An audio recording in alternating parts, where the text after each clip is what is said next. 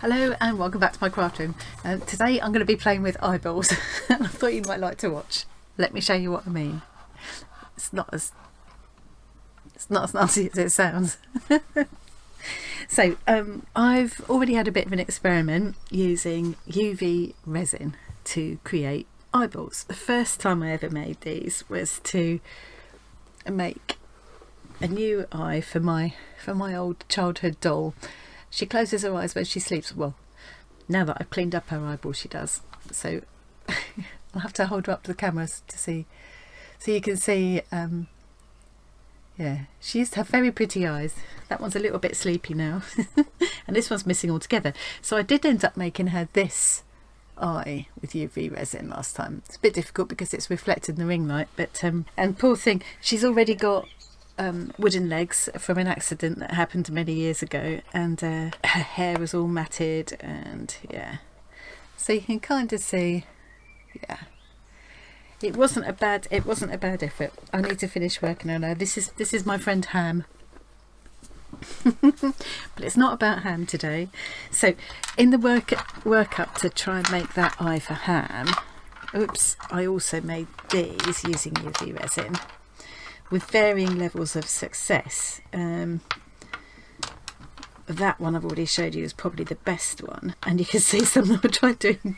This wasn't for Ham, it was just an experiment. I tried doing a bloodshot eye effect, which didn't come off very well. I've since heard that you can incorporate tiny threads, pulled threads from wool or something, into the first layer to create a sort of bloodshot effect. So I quite liked where some of them have got the glitter in, but yeah, you can see where I have problems with the colours, the second layer of colour seeping under the first, and yeah,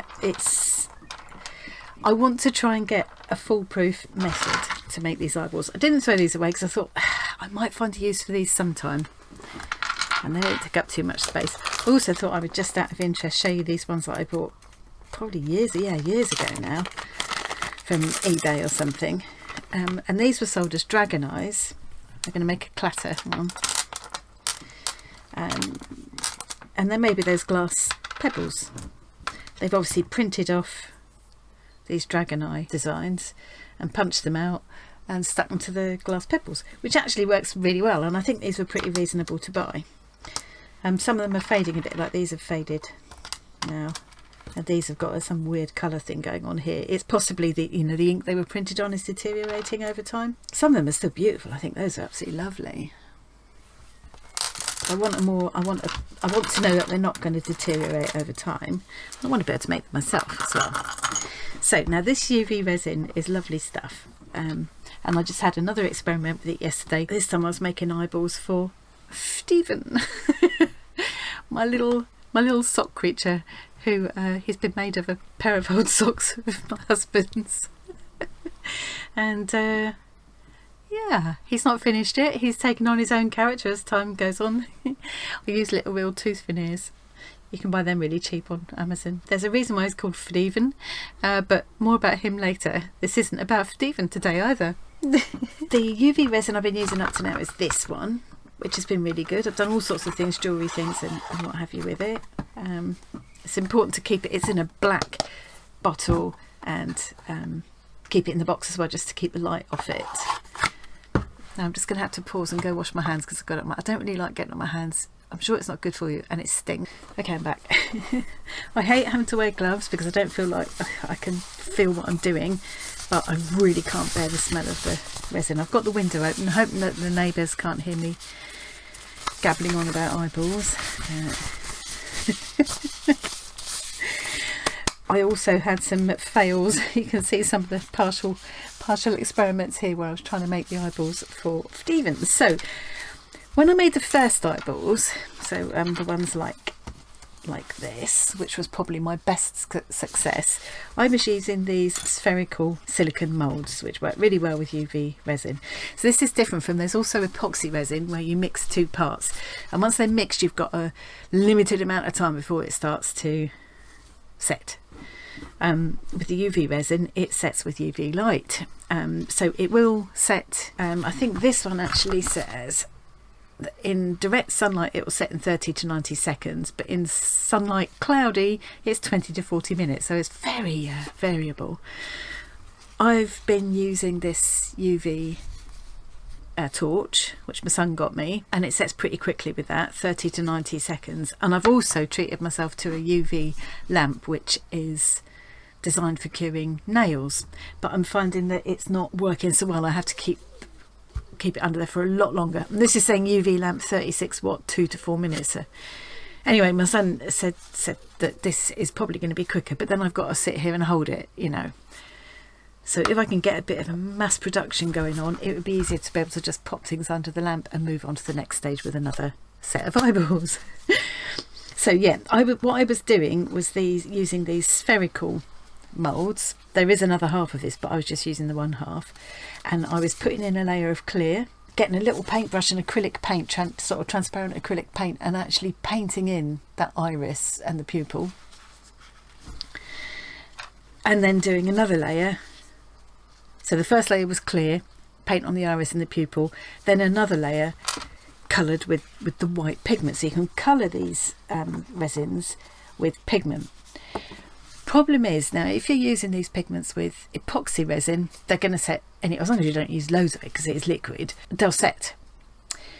With the UV resin, the UV light needs to be able to get all the way through in order to cure the resin.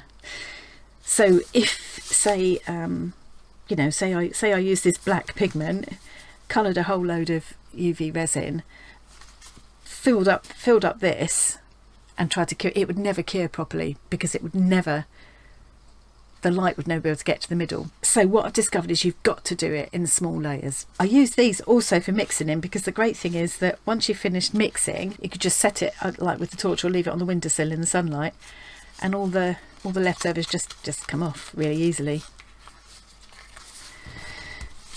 So yeah, that's what I was doing when I made this type of eyeball. Then I watched my friend Johnny here on YouTube. His YouTube channel is called Just Johnny Creations, and he shows lots of techniques for how he creates these wonderful creatures. And one of the things he showed was this little set of moulds specifically designed to make eyeballs. So you've got, I'm trying to think, are they all, yeah, they're all different. So you've got 5 pairs and they're all different. And if you have a look, I'm hoping this will focus nicely for me, you can see that when you fill this mould, it's going to leave a concave, kind of like a dimple, like a deep dimple, which will become the pupil, and around that you can see a line. And what I've worked out by a process of trial and error is that I think the first layer has to go up to where you can see that line. It's like a fill line, and that will be the iris, the coloured part of your eye. Then you can backfill with the white coloured resin, but it would have to be in several layers. If you filled all of that with white, it would never cure properly, and you end up feeling soft, and then if it bursts, it'll leak the resin. You really don't want that. And then when you take it out, you're left with that concave kind of dimple, which you can then fill with black resin, or colour black and fill with clear resin. Because if you look at an actual eye, you will see, I know this isn't an actual eye, I don't know if this will show what I mean, but you'll see the iris and then you'll see like a clear dome over it. That's what an actual real eye looks like, doesn't it? So I'm going to have a bit more of an experiment with these. It was a bit of a disaster yesterday. I thought I'll come back to it and have another go, because I'd really like to be able to turn out some of these. I like all the different sizes would be useful, and I like that there are different, some of the pupils are bigger in relation to the irises and so on as well. So I want to make them all. I'm not going to try and do anything fancy like these where I've done the lines in the iris to start with. I wanted to see if I can get a straightforward white of the eye, coloured iris and a black pupil, and all perfectly cured.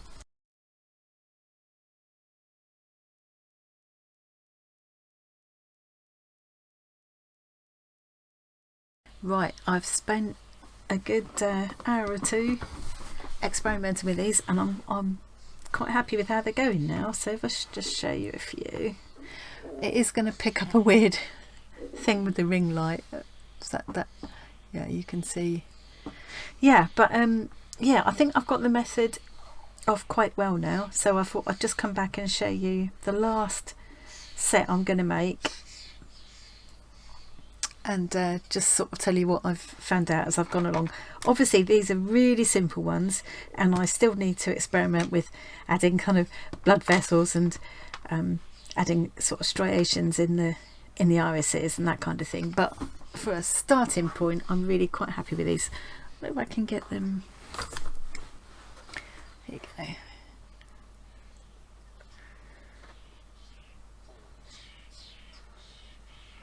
Yeah, so it's really hard to show them in. I'll see if I can get a picture at the end as well. What I still need to do with quite a few of them is top up the pupil, because it's still slightly dipped. I just need to fill it a little bit more. So the difference between, for example, this one, which you can see in profile, right, so that pupil there, if you look from the side, there we go, it's still quite flat, whereas with, is the other one the same? There it is, it must be it. So this is another one I made at the same time, but I've topped up, I've put another drop of the resin over the top and then quickly set it with the torch, so you can see it's got more of a dome shape. So I need to go through and do that to all of them, because I think that just finishes it off quite nicely.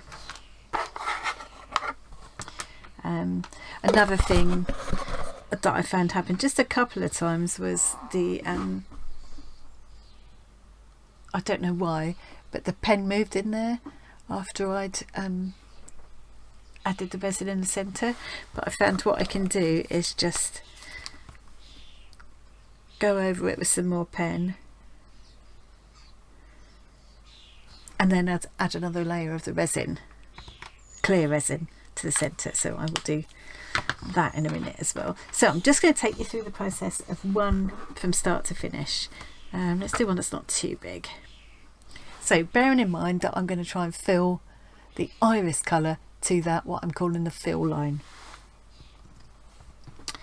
So I'm going to do a green set. I made some little notes here of things I just want to make sure I mention as I go along. One thing is not to try and mix too much colour at one time, just because it does, you know, if you're working in daylight, it does start to set. Also, it's just easier to manage smaller amounts, really. Another thing to bear in mind with when you're using these pigments is you don't have to just use them straight. You can change things up. So you could put, if I put quite a lot of green, I'll get this kind of a density. That was using exactly the same pigment but less of it, so it's more transparent. With this one, I used the same green, but I mixed it with a little bit of white. You can also obviously mix the colours, so if I put a bit of yellow in with it, you'd get more of a yellowy green and so on.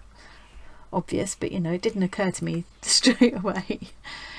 So very little pigment, as little as you can get away with, really, because that will affect the drying time. And when you're mixing the pigment in, mix quite slowly, because you don't need to be in a rush. Just mix quite gently to sort of minimise how many bubbles you get. Now, I did get some bubbles. I know you can get rid of them with a heat gun. Couldn't quite be asked getting my heat gun out, so where there were any bubbles, I've just left them and thought, oh, I'm not that bothered.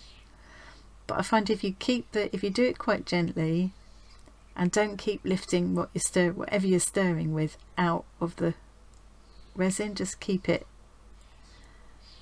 in the thing you're mixing in. Don't keep lifting it out so you don't get air into it. It sort of minimises it a bit. Having said that, this is more bubbles than I've had the whole time. Yeah, typical, just because I'm trying to show you. But generally, if you go really gently, it didn't seem to make too many bubbles for me. before. Whereas if you beat it really quickly and fiercely, obviously you're going to beat in a lot of bubbles. You're not making a cake. You just need to mix until you can see the resins, the pigments all kind of incorporated.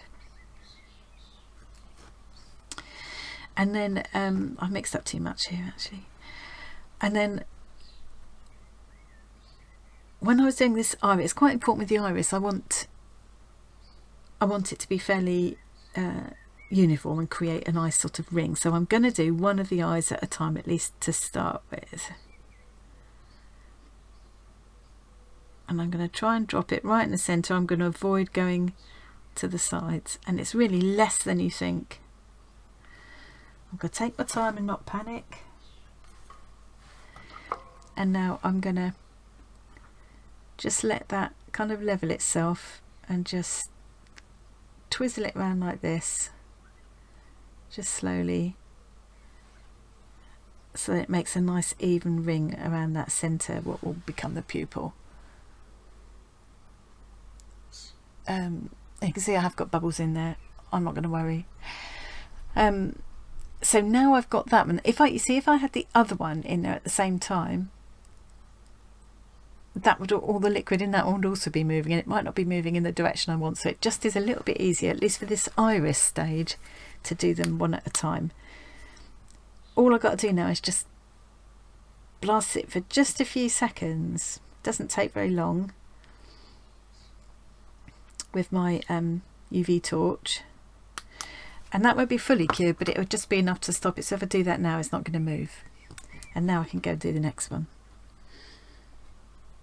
Try and remember about the same amount, keep it just in the centre. And now I can twizzle this one round without worrying about the other one. So you can see now I've got two fruit polos there.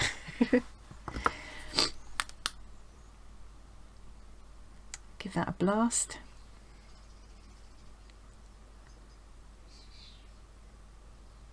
And another thing worth bearing in mind, especially with this first layer, is that it's worth just turning it over. So when you've done sort of, I don't know, 30 seconds or so on this side, turn it over and do the other side. Right, I'm going to leave them under the lamp because that's hands-free, and I can get on and mix my pigment for the white of the eye. I'm finding this so difficult to control. What I'm going to do, I think, is use this up first and then transfer this to this bottle, because this nozzle bottle is good. I just hope that the two will mix together all right. Maybe just try it with a little bit of it to start with. Right, so again, not too much pigment. You don't need a solid opaque white. I'm just going to put 3 drops in that amount. You have to play it by ear a little bit, but you can always add more. Make sure that's clean. And you know, you could experiment. You don't need to have white sclera and coloured irises. The whole eye could be coloured, or the whole eye could be white, depending on what you're making. I quite like adding glitter into the irises. That's quite fun. Gives the effect of those kind of strange lights and things you can see in people's eyes sometimes. So again, I'm going slowly and gently. That I've got a bubble there. You can't burst the bubbles. It's strange. You can sometimes shove them off to one side, but it does seem to help if you just keep whatever you're mixing with in contact with the bottom of the pot. Don't keep taking it out, because that just incorporates air and encourages more bubbles. It's my theory. It sounds good, doesn't it? Sounds like almost like I know what I'm doing, but not quite. There's another bubble. Let's see if I can just chase that off to the side. It's a bit of a palaver to get my heat gun out and try and make space for it, especially when I'm filming. So, can you hear all the starlings outside? There's several starling families out there. The babies have all come. There's just loads of them out there. It's lovely. So I've got my little little fruity polos. And now I'm going to add my first layer of white. Now you need to do this in several layers. With these bigger eyes I did at least 3 layers, if not four layers I think, of the whites. With these smaller ones I might get away with 2 layers for this, and I did do this one all in 1 layer, but I was a bit sort of touch and go about that, so I'm going to see maybe 2 layers will do for this. So again I'm going to try and just pour straight into the centre, not touching the sides. I'm not going to worry about setting the first one this time, because I don't need to worry. I'm not looking for the perfect ring that I was with the iris. I just need to make sure I've got about the same amount in each. Go slowly and carefully, just twirl it round. And you can see that's not all that thick a layer. You can sort of see the green through it. So I'm going to set that layer first. And it's really important that with each layer you check that it doesn't feel sticky, and when you press it, it feels completely hard. No sense of squishiness at all, because if there is any squishiness at that, it's not gonna cure ever. There'll always be a bit of squishy resin in there, and it could at some point leak out. I had that happen. Wasn't nice. So I've given that, I don't know, probably 30 seconds or so. I'm just touching that carefully. It feels quite hot to touch, but it's smooth, it's not sticky, and if I press it, yeah, it feels quite firm. No squidginess at all. So that's fine. I can add another layer now. So that's layer number 3, isn't it? Yeah, did the iris first, and this is the second layer of the whites. And I could just finish all of that up, but I think I'm just going to do it. I'm just going to do one more layer. I mean, it is these little thin layers, they're very quick to cure. 30 seconds is nothing, is it? It's handy to have the UV lamp there as well, the nail curing thing, because if I need to be mixing something, I can be getting on and mixing that while the last stage is curing, so it is handy. But it doesn't work as quickly as this torch does. My son said you can get the ones where they've got actual UV bulbs in there, but mine's a little LED one, and it's just not throwing out as much UV. There, that feels okay. I think there's no stickiness. It is quite hot, but it's very firm. There's no giving it at all. So I'm just going to use up this last little bit, top it right up.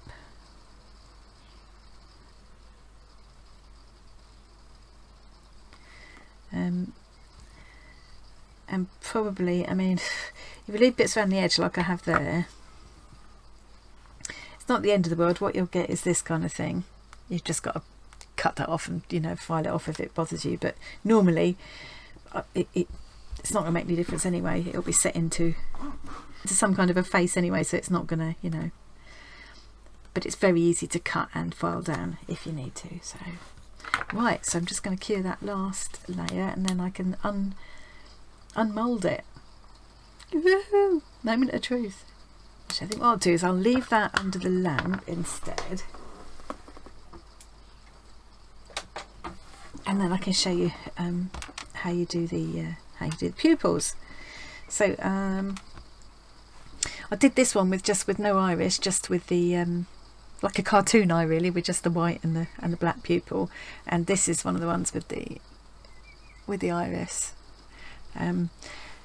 So all I did to make the black inside, rather than, I just found this was better and easier to cure and everything than using the black resin. You could now fill that hole with black resin with the black pigment mixed in, but I just found this was easier. So I've just got a black acrylic paint pen. This is a Posca. You could use normal paint as well. You could probably use anything that would work on the plastic. You could probably use an alcohol marker, permanent marker or something. Have an experiment. There we go. So you just colour in the centre like that. Make sure you go right up to the edge to make sure it's nice and uniform, you can see there. So that makes sure you stay round. It's quite nice. If you're trying to just draw a circle, it'd be impossible to get absolutely perfect, but because you can just go up to the edge of that dip that the mould created, it makes it easy. And then leave that to completely fully dry, and then it's easy. This bit's easier with a dropper. You just drop some in, and I think I could do this all in one go because it's not too deep and I'm not putting any pigment in. And what I found was easiest to do was to drop it in like that and then quickly zap it with the torch. I didn't want to risk moving it over to my lamp. It's quite a deep little pocket of it there though, so I need to make sure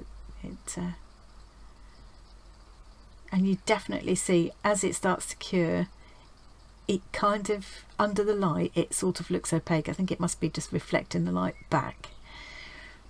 You don't see that when you look at it, but looking at it under the torch, I wonder if it will show if I try and... There we are. If I shine the light on it, yeah, you can kind of see there that it becomes sort of opaque. It looks kind of pale blue, doesn't it, on the camera? But yeah. And then when that happens, you kind of know it's pretty much there. But I might just set that under the lamp as well, just to... Now that has set in... It's not too... I filled it up about right. It's not gone convex. But I could add an extra drop to it now just to make it, to give it a domed top. But it hasn't done... Some of these I underfilled and you've got a kind of... It's still a bit convex. There we go. So I will go through and top all of these up. Right, I may as well top these as well. I think it's enough to sort of hold them while I move them over to the lamp. And they can sit under there while I do the next bit. Right, so this is the last little pair. So they feel, yep, warm still, but completely smooth. There's no stickiness at all. And if I give them a really good press, no squishiness, no giving it. Okay, so now it's just a question of moulding them. Oh, nice. I think they came out pretty well. That one did anyway. Let's have a look at this one. Yeah, that's fine. You can see the bubbles in that one. Oh, here we go. You can see the bubbles, but I'm not really too bothered about that. Yeah, they're okay. They're okay.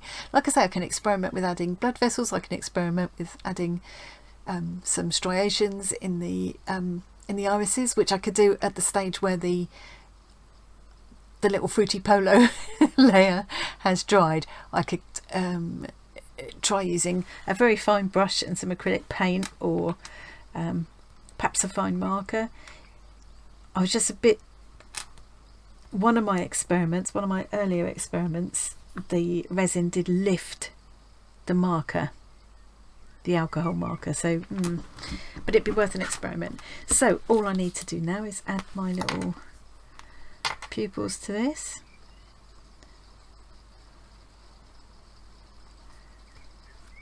There we go. It's so easy because of that dimple being there that the mould creates. That's just your guide. You just wiggle the pen around in the dimple. So easy. I just need to let that fully dry, and then I will top that up with this, and I'm done. Let's have a look at these. Yeah. So I'm going to go through, top all these up, put them under the lamp again, but essentially that's it. I wonder if I can bring it down a little bit more. Yeah, I'm pretty pleased with them, and these little eyeball moulds do make it easy. I might have a search around on YouTube and see if there's anybody else has done a tutorial or anything, see if I can get some tips, but if not, mine will be the only one. Oh dear. Right, okay, I can't see if that looks right or not. Okay, so thanks very much for joining me. I hope you enjoyed that. I hope you found that useful. If anybody's used these things and got any tips and I'm doing it all wrong or something, do let me know in the comments. It would be really useful. And thanks very much to Johnny of Just Johnny Creations for suggesting these in the first place. Yeah, I must check with him. I must see how he got on with them after his initial experiment. Yeah. Okay, anyway, thanks very much for joining me, and I'll see you again really soon. Bye.